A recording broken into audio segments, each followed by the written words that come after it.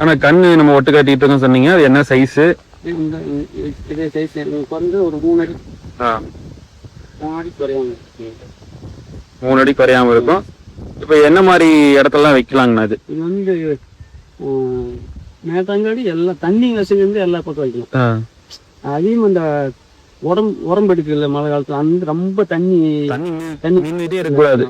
மேட்டாங்காடு வரிசையான ஏரியா ரொம்ப உடம்பு எடுக்கக்கூடாது. உடம்பு எடுக்கிற மாதிரி காட்டுல வைக்கக்கூடாது. மழை வைக்க வேறு மற்ற எல்லா வசதியும் வைக்கலாம். இப்போ எல்லா கண்ணுமே 1.5 அடி to 2 அடி இருக்கும். 2.5 அடி 3 இந்த சைஸ். இப்போ ஊடு பயிரெல்லாம் பண்ணலாங்களா இது? ஊடு பயிர் சுத்த வெயில் இருக்கும். தென்னை மரத்து கடியில மரக்கடியில இது வைக்கிறாரு. நல்லா வெயில் இருக்கும். வெயில் இருக்க இடத்துல நல்லா காப்பு இருக்கும். நிழல் இருந்தா காப்பு தண்ணி.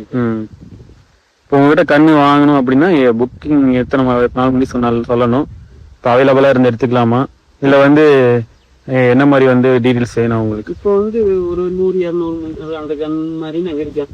அதையும் வேணும்னா சொல்லிட்டு நாங்கள் கட்டி எடுத்து வைக்கிறதுக்கு ஒரு 1.5 மாசம் ஒரு 45 நாள் ஆகும். கண்ணுக்கு ஒட்டு கட்டி வர்றதுக்கு ஒரு 40 நாள் 45 நாள் ஆகும் எடுத்து வைக்கிறதுக்கு. இப்போ வேணும்னா இப்போ எனக்கு 100 கன்று வேணும் முன்னாடி கம்மியானாவே 100-200 அப்படின்னா இருக்கு. அதுக்கு மேல 300-400 கேட்டாங்கன்னா ஒரு 45 நாள் ரெடி. 3 கட்டியே சொல்லிட்டாங்கன்னா நம்ம அதுக்கு மாதிரி ரெடி பண்ணி கொடுத்துக்கலாம்.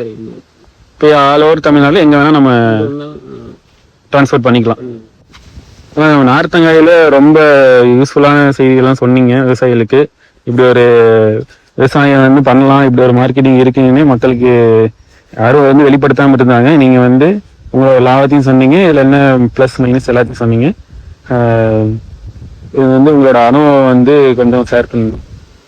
நான் ஒரு 16-17 வருஷம் வச்சிருக்கேன்.